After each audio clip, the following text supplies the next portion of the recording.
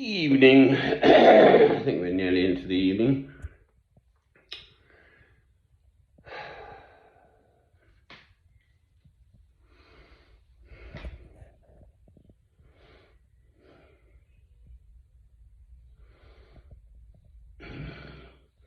The reason God put us in earth is to love him. So the two commandments: love God, love your neighbour as yourself. I haven't spoken about this for a while, but I just had occasion to revisit my excuse me,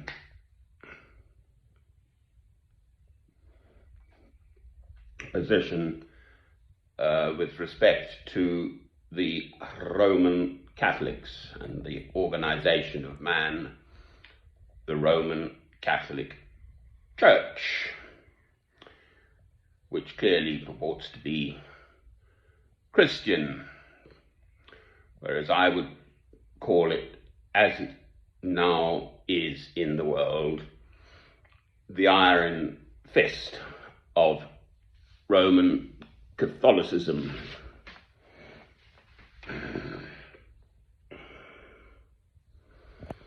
So just for starters,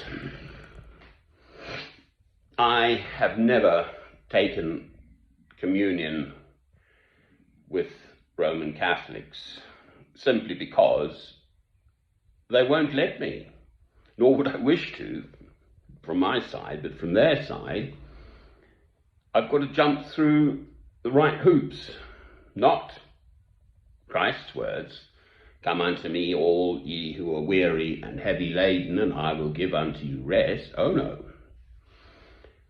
There is the tyranny of the confessional.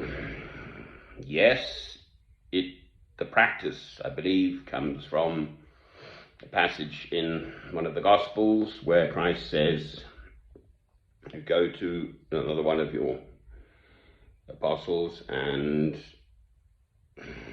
as it were, seek forgiveness, and then the other one forgives your sins. So we need something, but it has become something entirely different in the limited experience. I mean, I've never been, obviously, to confession in the Roman Catholic Church, but I'm aware of it.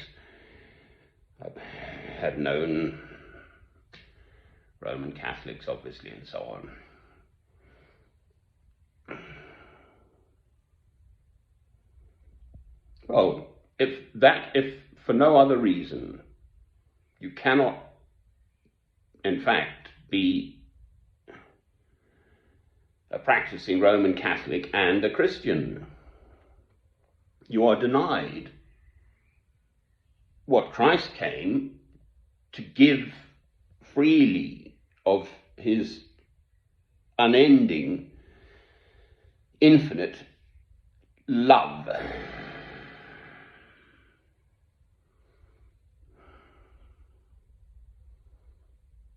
Which absolutely is symbolically enshrined in the taking of bread and wine, the body and blood of Christ. I pray, I sort of give myself one day off on Monday, but every day, and I give myself communion every morning, apart from Monday.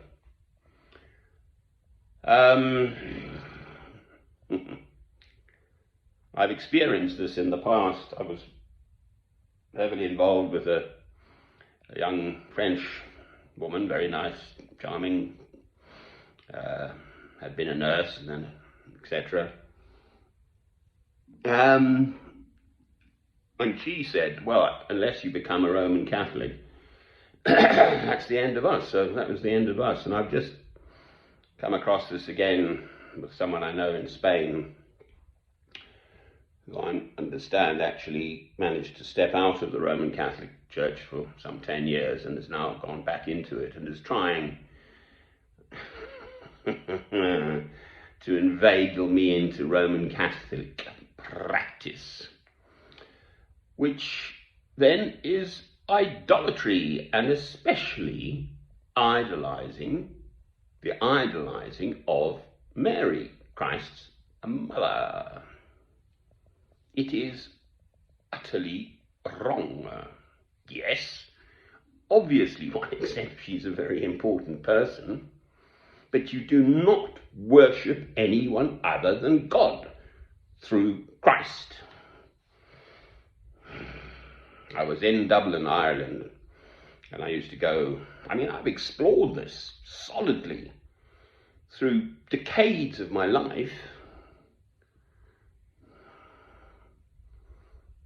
So obviously, traditionally a Roman Catholic country, and they have this sort of Marian prayer thing, and it's an opiate. If you repeat the same phrases, it's on the rosary too, I think, if I'm right there. You go through the beads and you just say the same words over and over again, and psychologically it's an opiate. But it's to Mary, not to God. That is the problem.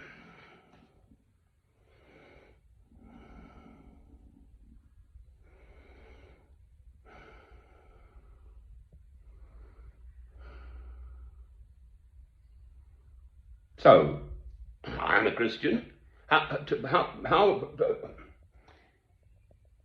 can I give expression to my love of God through Christ with my fellow human beings if I won't just sign up and become a card-bearing member of the big organised church? I've also not become I've looked long and hard at becoming a Benedictine monk. It's not as if I don't know about this stuff. And I utterly reject it now. I'm 64. If I don't know my own spirit by now, well, I never will. It's false. And there is this sort of, to become a massive organisation of man,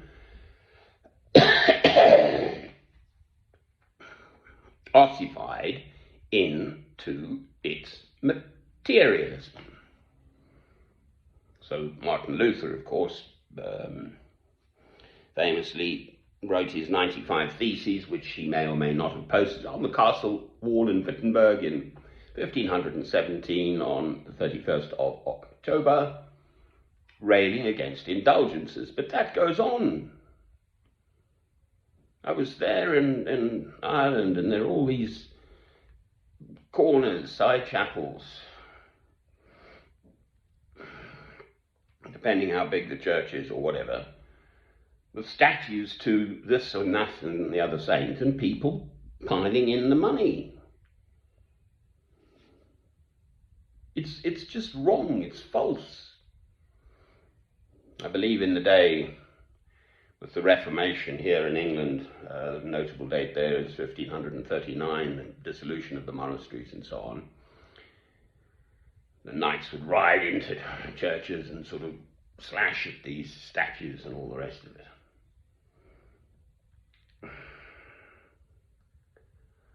I'm thinking of in Perugia. I was in Italy. I'm afraid I've been around the block a bit, which is the sort of county town of Umbria, which is, of course, where St. Francis and St. Clare were. And St. Peter's in the south of San Pietro of Perugia had been a huge Benedictine monastery in its day. I think there were still a few monks there when I was last there a few years ago. But the main church is this monstrous excrescence of gaudy paintings and statues and all the rest of it. If you just look at the Vatican, if you look at St. Peter's there, again, I have been inside, never to a mass there.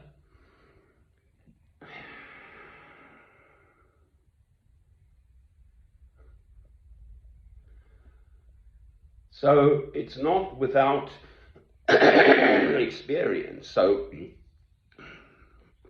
we're living in troubled times. COVID apparently now is, we're getting it on the back foot here in England at least. India's still pretty much in trouble, but not to the extent that Europe has been. The death per million in Europe are much higher. So there is this longing within us to look outside of our own little selves, mankind in general, men and women, and to worship something bigger than oneself, hence gods in general. Greek gods, Mayan gods, whatever, Roman gods, etc., etc., etc. Hindu gods, I mean, please. Religions have worship figures. Christians, on the other hand, should have no other God but God himself. And our only path to God himself is through Christ. I am the way, the truth, and the life. No one shall come to the Father but through me, not through mediation of this, that, or the other saint, and especially Mary.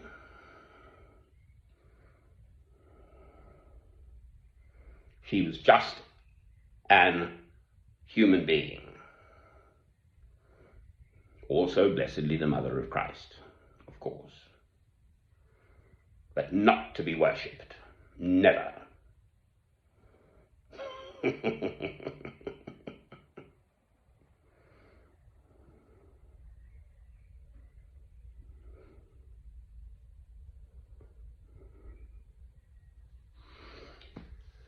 Well, there we are.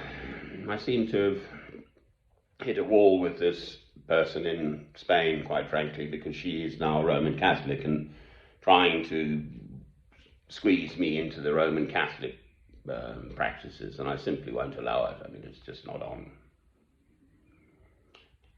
So, I've got that off my chest. There it is. Why we are here. We are here to love God through Christ, absolutely. And where two or more gathered together in my name, there I am also. So to worship God, not whatever else human activities we get up to. They're God's chosen people. Of course, we've got this whole business in Israel. I see it's already backing off the news.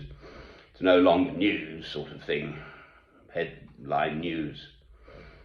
It's absolutely still going on. And there's still the Jews, the sort of mainstream Jews, who are still awaiting the first coming of Christ and so on. So that's the whole issue. There are Jews for Jesus who recognize Christ as the Jew, of course he was, and that he has come already 2,000 years ago and that he will come again. Well, I somehow sense that perhaps the end times are not so far off. And whether they are or not, I've said this elsewhere, but one ought to live today as though it were our last, but in love of God through Christ. You know, as though Christ might come to your door now. Are you ready to receive him? I hope you can see him. I put oats on the pillar. They are just so cute. Little old squirrely pirrily whirlies. Why does any of this stuff matter? Well, because, basically, it's all that has interested me primarily throughout my whole life. I can hear God calling me when I was maybe 14 or 15 years old. I know of people who've been called much younger than that. And I've always had this sense within me of sort of take up your cross and follow me each day, trying to approach God more clearly, more nearly each day.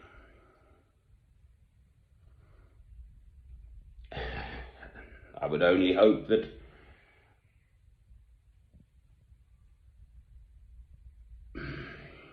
by speaking thus, others might be enheartened and encouraged too. I seem to have a very small number of people who do take the trouble to watch my films. Well, so be it. Yes, I love a wider audience, but that somehow doesn't happen. I won't go in for sort of self-promotion. I don't want to achieve a position whereby I've kind of promoted myself into a celebrity or something. That's just utterly wrong. But I would love to see wider to be with other Christians, simply.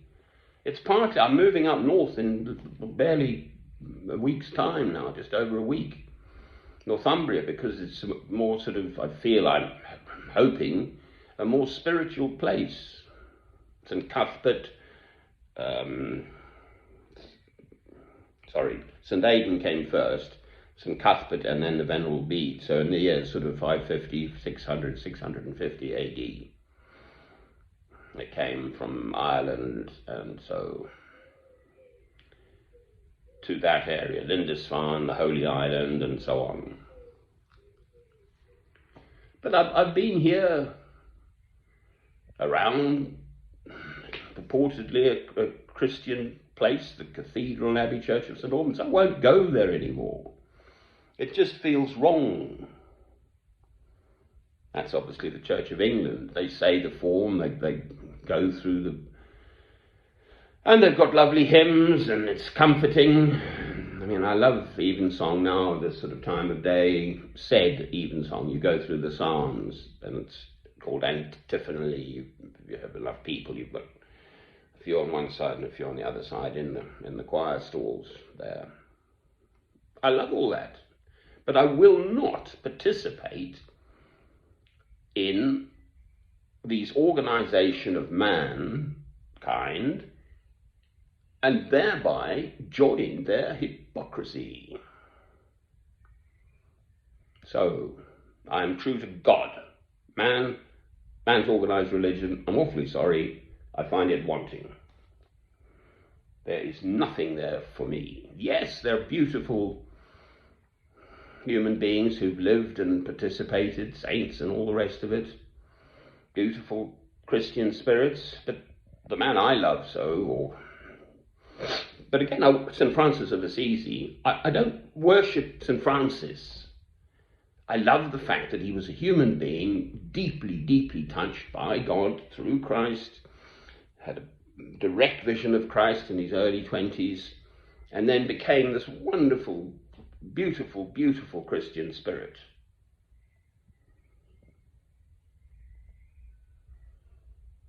But I don't worship St. Francis.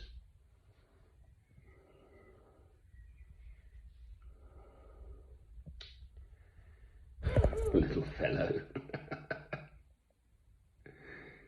They're just so cute. Well,